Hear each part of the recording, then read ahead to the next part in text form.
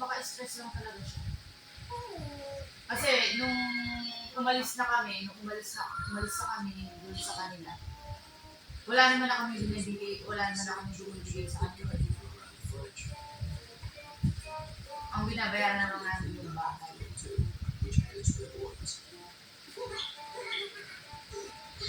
Dapat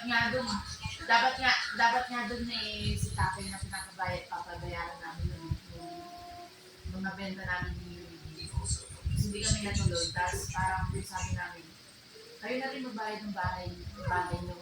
Parang nagreklamo si tatay, hindi daw niya kaya. Parang si nanay nagsabi na hindi niya kaya na.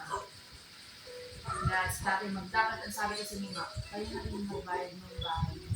Sabi, ay hindi namin kaya. Kasi nga yung pinakasoli namin si Angel, yung baby pa si Angel. Kasi saan binenta namin yung Univille. Nakapunta ka ba doon sa Univille? Hindi ka pa napunta sa Univille. Oo, nabenta.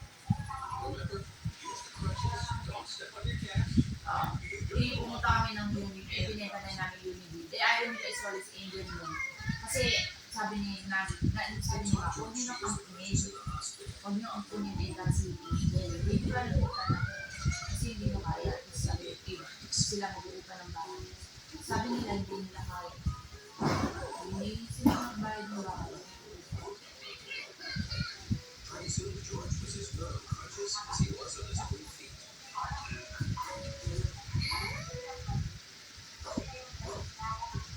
And as soon as he got really good news, Huntley. George is allowed to walk on his cast now.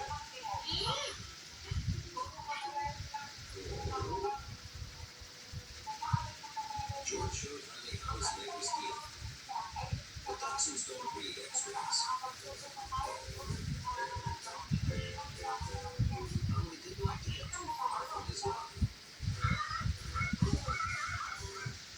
But George wanted to go for a walk.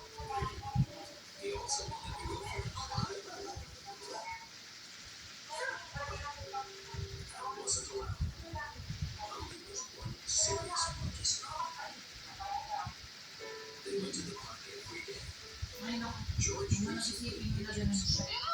Ibig sabihin, sinukuan ka nun eh. Ganun eh, kasi sige, doon na tayo sa ugali. Kasi, ako kasi, hindi ko maugali na magtawag-tawag kayo mo. Lalo kung may kasama sa iba, hindi. Pagka sa bahay niya, sa kanya yun, napakasimpleng bahay lang, huwag mo akong tatawagan. Diba?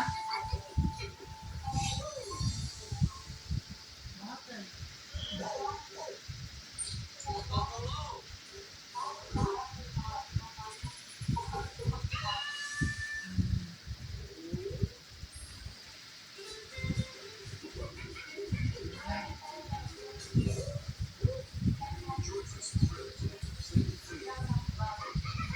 Hindi, kasi nag-iinom sila ni Jordan.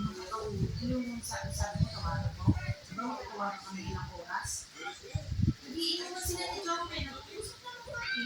Tapos sabi ko, bakit ganito hindi mo kayang gawin ni Freda? Yung habang umiinom ka, usap ko lang siya.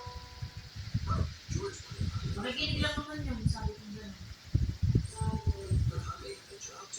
Tapos hanggang nakatulog na nga si Jordan.